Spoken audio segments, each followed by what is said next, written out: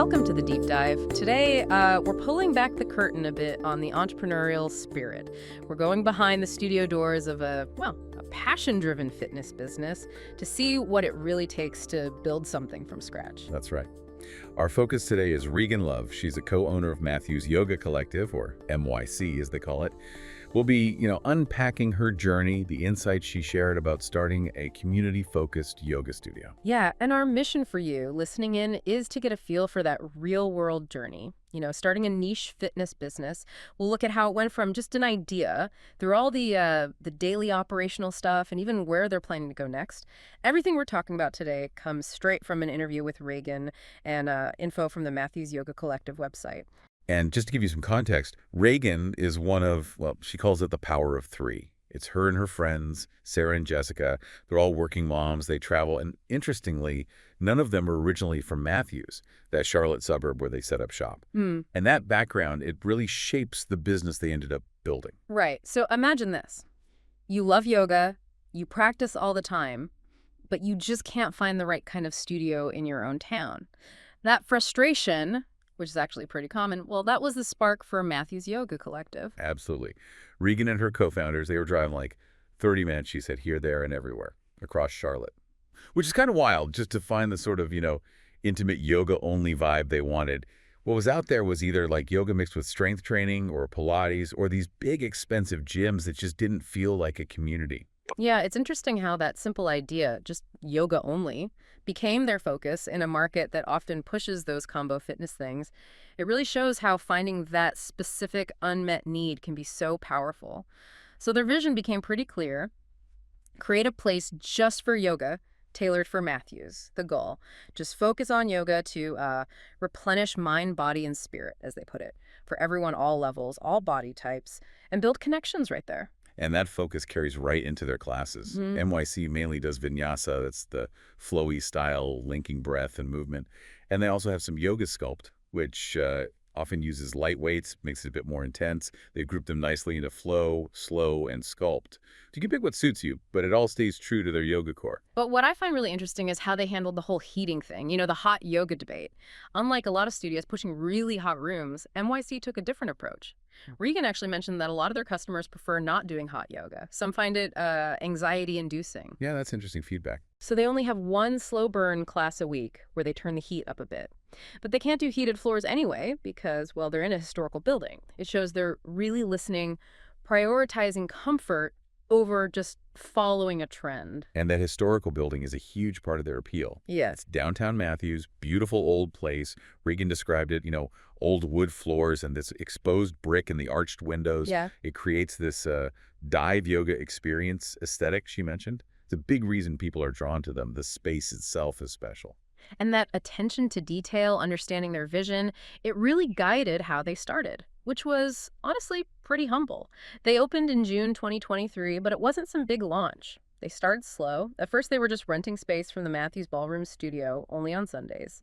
They even used community connections, like the beer temple nearby had this open, fake grass area. They held outdoor classes there for free. Classic bootstrapping, right? Yeah. Starting lean, using what's around you, proving the concept before you sink a ton of money in. Yeah. It definitely minimizes that initial risk. For sure. But even with that cautious start, they ran into some reality checks pretty quickly. Oh, yeah. Like their first marketing idea, just post on Instagram and assume people would show up. That didn't quite work out as planned. Regan mentioned feeling really disappointed when people would say, oh, yeah, I'll come. Yeah. But then didn't. It's something a lot of new businesses learn the hard way. Organic reach alone isn't usually enough. And the timing, oh boy. Starting in June, apparently, was a terrible time for a fitness business. Yeah, she really emphasized that. Think about it. People are on vacation. The whole summer body push is kind of over by then. Plus, childcare is a huge factor, especially since, 95% of their customers are women. Right. That's a crucial insight, not just for them, but for any startup. Yeah. Know your audience's schedule, their seasonal patterns. Launching when your main customers are juggling summer plans, well, it shows you need that deep demographic homework before you open. And another hurdle was getting people to see the value. They were doing nice little things like the cool lavender towel at the end of every class, and Sarah, one of the owners, was making fresh juice shots every week. But they still had trouble with people wanting discounts. It's always tough. It's a lesson in communicating your value, right? Yeah. You can offer premium touches, but you need to help customers understand why it's worth the price. So pricing-wise, they started low, $10 a class, then slowly up to 15, and now a drop-in is 20. And this all required a lot of upfront personal money from the owners. Regan said MYC is still not profitable. Wow, still not profitable. Yeah, but they're kept going by just really truly believing in what they're offering. And that conviction, well, sometimes that's the only fuel you have in the early stages of a passion project, isn't it? Absolutely. The financial return might be slow, but that commitment to your unique thing, that's what keeps the lights on, keeps the team going before the revenue really catches up. So looking at how they've grown and what the day-to-day looks like now, they gradually went from just that one day a week to offering classes daily, trying to maximize their potential. Right. And now they work with 7 or 8 instructors, paying them per class. They've built up a client list of about 1,200 people, which is pretty substantial. Their schedule sounds pretty full, especially Sundays and Mondays, bulk of the classes then. But they also have weekday mornings covered 7 a.m., 8.30, 9.45, and variety seems key. Different styles, different instructors. Like Tracy's Wednesday Slow Flow at 9.45, apparently it gets an extra 15 minutes. Nice touch. But the downside of that beautiful shared space, constantly setting up and taking down equipment. Regan mentioned they've even thought about moving, maybe converting an office space just to avoid that hassle. Classic growing pains. Yeah, definitely. Which brings us nicely to the power of three, as Regan calls it, the team dynamics. Yeah. Having 3 partners seems crucial for them, especially as things got busier, handling all the different parts of running a small business. It really sounds like a collaborative strength, you know? Each person has their zone. So Sarah, she's the vision and experience person, shapes the whole NYC feel, thinks about the future. She actually quit her day job back in January to run the studio, like full-time mostly. Then you got Jessica. She's the money lady.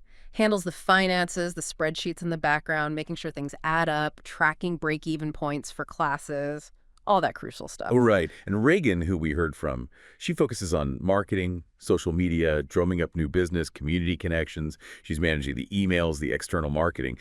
But what's important is, while they have these roles, they all pitch in with running the studio day to day, especially weekends.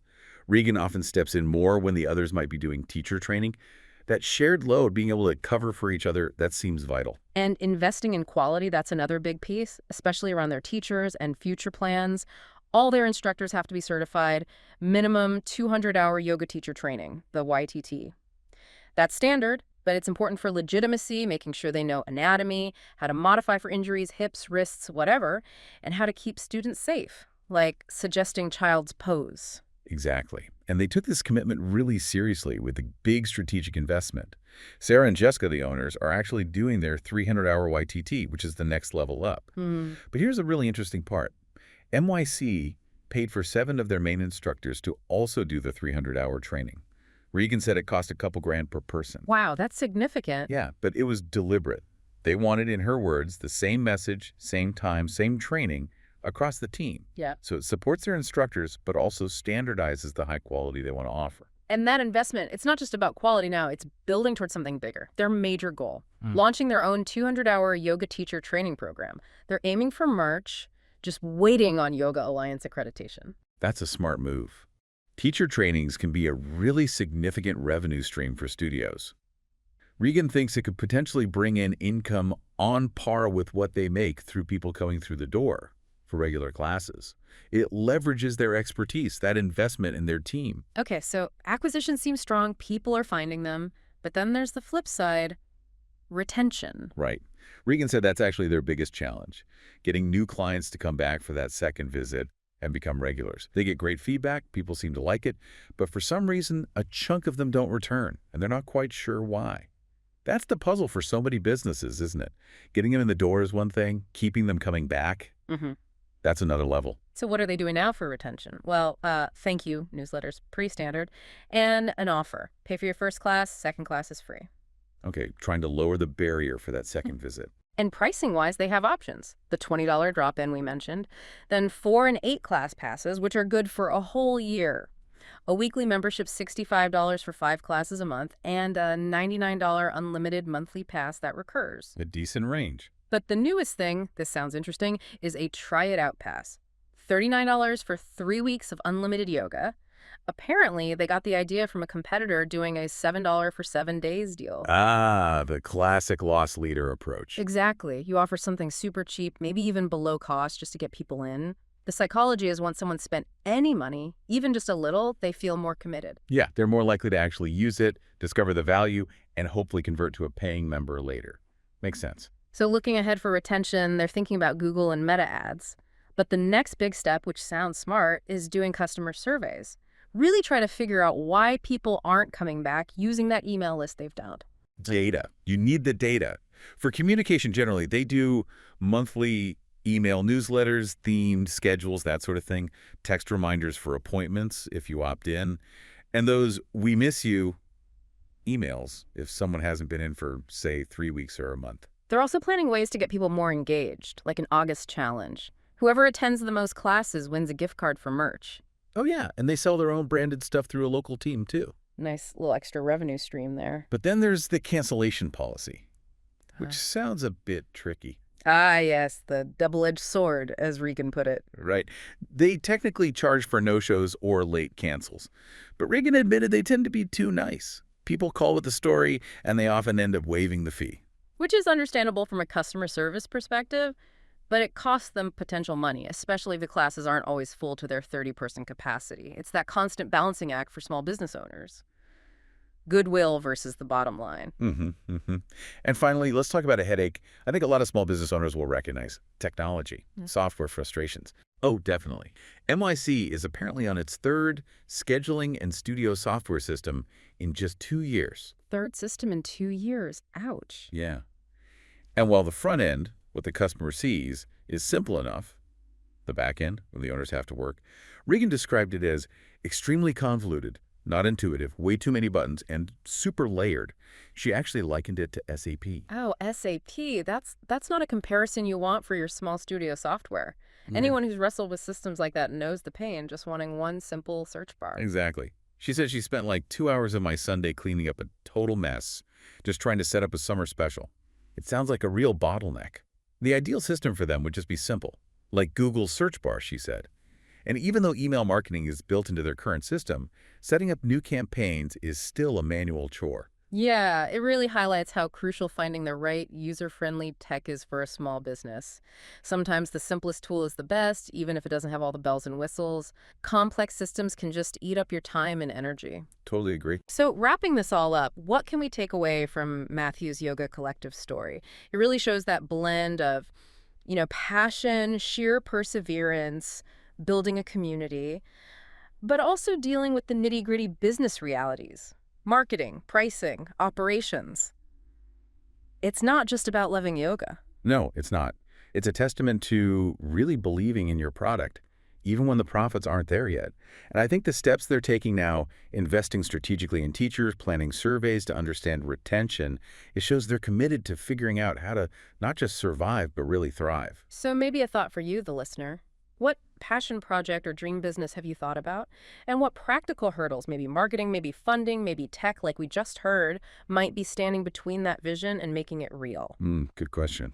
And if you want to check out Matthew's Yoga Collective yourself, you can find them online at www.matthewsyogacollective.com. They're also on Instagram, Facebook, and TikTok. Just search Matthew's Yoga Collective. That was a really insightful deep dive today. Thanks for listening in. Until next time.